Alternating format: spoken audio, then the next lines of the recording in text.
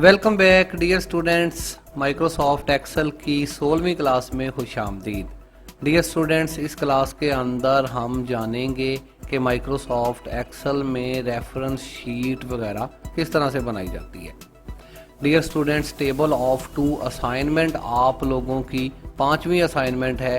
ये असाइनमेंट भी इसी हवाले से है। इसके अंदर हम जानेंगे कि रेफरेंस क्या होते हैं और एक्सेल में इनको अप्लाई किस तरह से किया जाता है। याद रहे डियर स्टूडेंट्स के माइक्रोसॉफ्ट एक्सेल में दो तरह के रेफरेंस यूज़ होते हैं, जिसके अंदर फिक्स रेफरेंस और वेरिएबल रेफरेंस शामिल हैं। यहाँ पर हम एक न्यू शीट ओपन कर लेते हैं। इसको थोड़ा जो है वो मैं टाइटल दे देता हूँ ताकि आपको ज़्यादा आसानी से नज़र आए। फ़र्ज़ करें डियर स्टूडेंट्स के यहाँ पर किसी एक सेल के अंदर कुछ रकम लिखी हुई है। ये जो है पेट्रोल की कीमतें हो सकती हैं, ये जो है वो सोने की कीमत हो सकती है, डॉलर की कीमत हो सकती है, कोई भी जो है वो ट्रेडिंग आइटम हो सकती है जो कम ज़्यादा जो है वो होती रहती है। या फिर आप यूँ समझ लें कि इस रकम पर हमारा इंसार ज़्यादा होता है पूरी शीट का। यहाँ पर मैं कुछ छोटी रकम लिख लेता हूँ। यहाँ पे 22 हमने लिखा है। अगर हम चाहते हैं कि हम किसी और सेल के अंदर भी यही 22 लिखें और अगर ये कभी 23 हो तो हमारे उस सेल के अंदर भी 23 ही हो, क्योंकि यही तो हमारी असल रकम है जिस पर हम काम कर रहे हैं। तो आप इस रकम का रेफरेंस पास कर सकते हैं किसी दूसरे सेल के अंदर। किस तरह से? आप जस्ट जो है वो यहाँ पर इक्वल साइन टाइप करेंगे और उस सेल के ऊपर क्लिक कर देंगे। उस सेल का नाम यहाँ लिखा गया है B2 सेल। आप इंटर करेंगे तो अब आपका यहाँ पर लिखी हुई रकम यहाँ पर नज़र आ रही है। ये कॉपी पेस्ट नहीं है, ये जो है वो आपका रेफरेंस यहाँ पे पास हुआ है। याद रहे कि रेफरेंस इसी चीज़ को दिखा रहा होता है। अब अगर आप 22 को 25 करते हैं तो ज़ाहिर है आपकी लिखी हुई रकम भी यहाँ पर तब्दील हो रही है। इसी तरह से डियर स्टूडेंट्स, रेफरेंस आप मुख्तलिफ शीट्स के अंदर पुट करते हैं। रेफरेंस को अच्छे तरह से समझ लेना जो है वो ज़रूरी है। अगर आप यहाँ पर क्लिक करते हैं इस रेफरेंस के ऊपर तो अब आपको यहाँ पर 25 लिखा नज़र आ रहा है, ऊपर आपको इक्वल और B2 लिखा नज़र आ रहा है। और अगर आप इसके ऊपर क्लिक करते हैं तो ये सिंपल आपको 25 लिखा हुआ नज़र आ रहा है। इसका मतलब है ये ओरिजिनल रकम है और ये इसी रकम का रेफरेंस है। अब डियर स्टूडेंट्स, अगर आप इस रकम को ड्रैग करते हैं यहाँ इस सेल के ऊपर क्लिक करके, फिर हैंडल की मदद से अगर आप इसे नीचे ड्रैग करते हैं तो यहाँ पर इस 25 के नीचे जो है वो 000 लिखा हुआ आपको नज़र आ रहा है, क्योंकि ये इस रेफरेंस को ड्रैग किया जा रहा है असूली तौर पर। अगर आप यहाँ देखें पहले सेल के अंदर तो B2 है, दूसरे सेल के अंदर देखें तो B3 है, तीसरे सेल के अंदर देखें तो B4 है। इसी तरह अगर आप यहाँ देखें तो ये वाला सेल B3 है, ये B3 का रेफरेंस बन चुका है। ये सारा काम आपका वेरिएबल रेफरेंस कहलाता है। अगर इस 25 के नीचे मैं कुछ लिखता हूँ, 55 लिख देते हैं, एंटर करते हैं, तो आप देखेंगे कि चूंकि यहाँ पे इसका रेफरेंस बना था अब यहाँ पर भी 55 लिखा गया है। इसी तरह अगर हम यहाँ कुछ रकमें लिखते हैं तो ये यहाँ पर भी तब्दील हो रही हैं। ये सारा अमल आपका वेरिएबल रेफरेंस कहलाता है। लेकिन वेरिएबल रेफरेंस से ज़्यादा हमें ज़रूरत होती है फिक्स रेफरेंस की, और इसी फिक्स रेफरेंस को अभी हम टेबल में यूज़ भी करने लगे हैं। तो फिक्स रेफरेंस बनाने के लिए फ़र्ज़ करें कि आपके पास यहाँ कुछ रकम लिखी हुई है, आप इस यहाँ पे एक रकम लिखी हुई है, आप इसका रेफरेंस पास करना चाहते हैं। पहले तो हमने जो है वो सिंपल इसका रेफरेंस पास किया है जिसको जो है वो वेरिएबल रेफरेंस कहा जाता है। अब अगर हम इक्वल का साइन देते हैं, इसके ऊपर क्लिक करते हैं, इंटर दबाने से पहले अगर आप अपने कीबोर्ड से F4 प्रेस करते हैं तो अब एक यहाँ पर आपको B से भी पहले डॉलर साइन नज़र आ रहा है और 2 से भी पहले डॉलर साइन नज़र आ रहा है। ये जो है वो इसको फिक्स करने के लिए होता है। ज़्यादा खैर इसको देखने की ज़रूरत नहीं है। हम इसको इंटर करते हैं तो अब इसी का रेफरेंस यहाँ पर पहुँच चुका है। अब ये वाला जो रेफरेंस है यहाँ से हमें दिखाई दे रहा है कि ये एक फिक्स रेफरेंस है जिसके अंदर डॉलर साइन लगे हुए हैं। अब अगर हम इसे ड्रैग करते हैं यहाँ नीचे तो अब की बार सिर्फ इसी का रेफरेंस नीचे भी पास हो रहा है, नीचे लिखी हुई रकमों से कोई फ़र्क नहीं पड़ता। उम्मीद है आपको समझ लगी होगी कि यहाँ पर अब हमने एक रेफरेंस को फिक्स कर दिया है कुछ इस तरह से। तो फिक्स रेफरेंस कैसे यूज़ होते हैं, वेरिएबल रेफरेंस कैसे यूज़ हो रहे हैं, अभी हम एक जो है वो इसमें शीट आपको मिली है कुछ इस तरह से, टेबल ऑफ 2।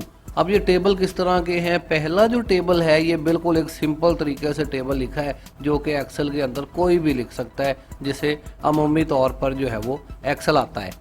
लेकिन ये दूसरा टेबल जो है ये एक जो है वो रेफरेंस के साथ बनाया गया टेबल है। अगर पहले टेबल में हम 2 को 3 करते हैं तो नीचे मौजूद टेबल में कोई फ़र्क नहीं पड़ता, लेकिन अगर दूसरे टेबल के अंदर हम 2 को 3 करते हैं तो नीचे मौजूद टेबल भी 3 का हो जाता है, 4 करते हैं तो 4 का टेबल हो जाता है, 6 करेंगे तो 6 का टेबल हो जाएगा। होएवर हम यहाँ पर कोई भी रकम पुट करेंगे तो टेबल भी उसी हिसाब से तब्दील होगा जो कि हमारा फिक्स रेफरेंस है। और जिस तरह से हम शीट्स में किसी फिक्स आइटम को जो है वो इसमें पेश करते हैं, शीट के अंदर दिखाते हैं, ये उस पर काम कर रहे होते हैं।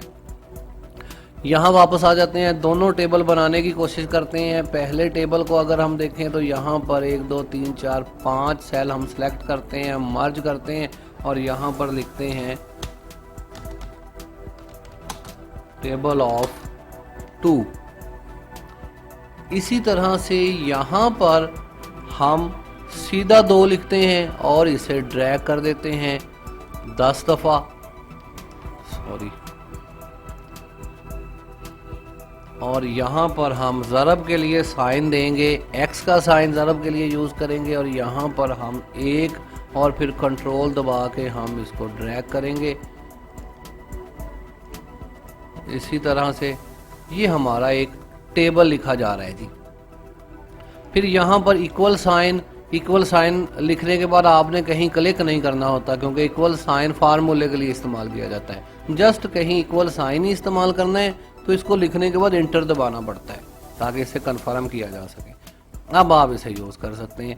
अब अगर आप यहाँ पर देखें तो यहाँ पर हम सीधा 2 लिख सकते हैं, दूसरे सेल के अंदर 4 लिख सकते हैं।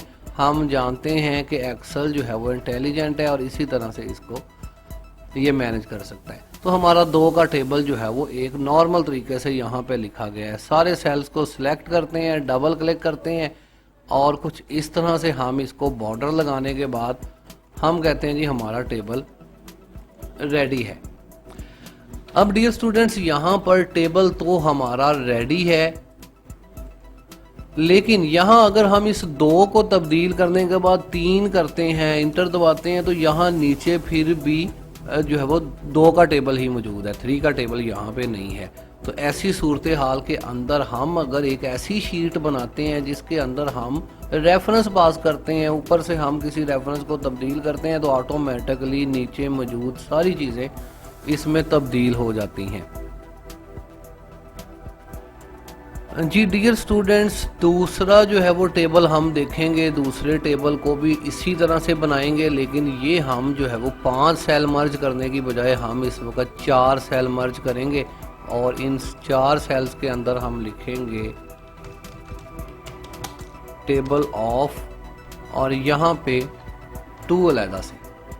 अब नीचे वही तरीकाकार है, हमें पता है कि फार्मूला किस तरह से इस्तेमाल करना है और रेफरेंस। यहाँ पर अब हमें चूंकि 2 का ही टेबल लिखना है तो यहाँ हाथ से 2 लिखने की ज़रूरत नहीं, हम जो है वो इसी का रेफरेंस यहाँ पर पास कर सकते हैं। बराबर का साइन, इसके ऊपर क्लिक करते हैं, F4 दबाएंगे ताकि रेफरेंस को फिक्स किया जा सके, क्लिक करते हैं और एंटर कर देते हैं। अब इस 2 का रेफरेंस यहाँ पे पहुँच चुका है। अब अगर हम इससे ड्रैग करते हैं कुछ इस तरह से, तो अब आप इसी का रेफरेंस यहाँ देख रहे हैं। 2 को हम 5 करेंगे तो अब यहाँ सभी जगह हमें 5 लिखा नज़र भी आ रहा है। यहाँ पे हम ज़रब का साइन देते हैं, यहाँ पर हम 1 लिखते हैं, यहाँ पर बराबर का साइन है और इन दोनों को हम अब कोशिश करेंगे ज़रब देने की, ताकि 2 जो है वो 1 से ज़रब खाए, 2 2 से ज़रब खाए, 2 3 से ज़रब खाए, ये 2 ये ऊपर ही 2 मौजूद हो। यहाँ पे बराबर का साइन, ज़रब का फार्मूला आपको आता है। 2 के ऊपर क्लिक करते हैं, ज़रब 1 के ऊपर क्लिक करते हैं, एंटर करते हैं तो जवाब हमारे पास आ जाता है 2। इसी तरह से अगर अब हम इससे ड्रैग करते हैं, अमूमन जिस तरह से हम रेफरेंस को ड्रैग करते हैं कुछ इस तरह से, तो अब ये हमारा फार्मूला मुकम्मल हो रहा है। अब यहाँ पर हमारा जो है वो H3 ज़रब J3 है। इसी तरह से अगर हम इसे नीचे ड्रैग करते हैं तो दूसरा हमारा H4 जमा J4 है।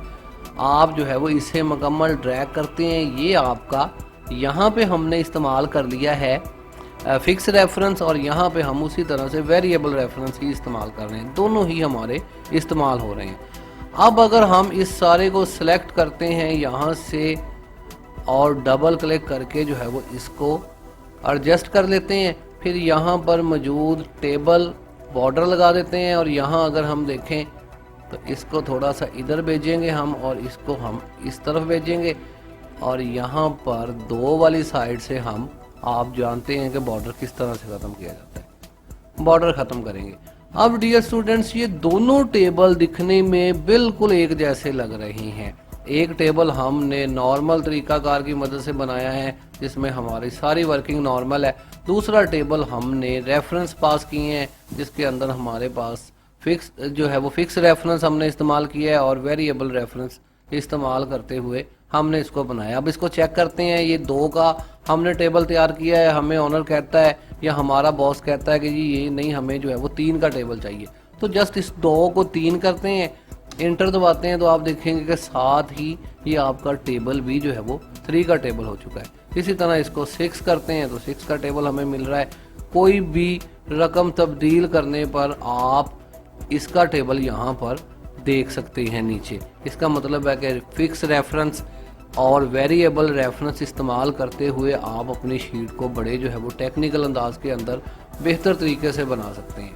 अब ये वाले रेफरेंस पास क्यों हो रहे हैं, पहले ही आपको बता चुका हूँ। हो सकता है ये कोई ट्रेडिंग आइटम्स हैं जिसके अंदर जो है ये कभी जो है वो 5 का 6 होता है, कभी 4 होता है, कभी 3 होता है, और इसी के ऊपर जो है वो तमाम कस्टमर्स का डिपेंड है। कस्टमर जो है वो कोई 5 लीटर पेट्रोल डलवा रहा है, कोई 7 लीटर पेट्रोल डलवा रहा है, और इसी तरह से ज़रब करके उसके हम पैसे भी बनाते जा रहे हैं। तो मशीन ऑटोमेटिकली इसको अकाउंट कर रही होती है।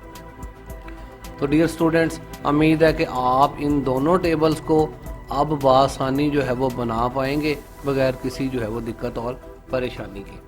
तो फ़िलहाल के लिए इजाज़त चाहते हैं। अल्लाह हाफिज़। पाकिस्तान जिंदाबाद।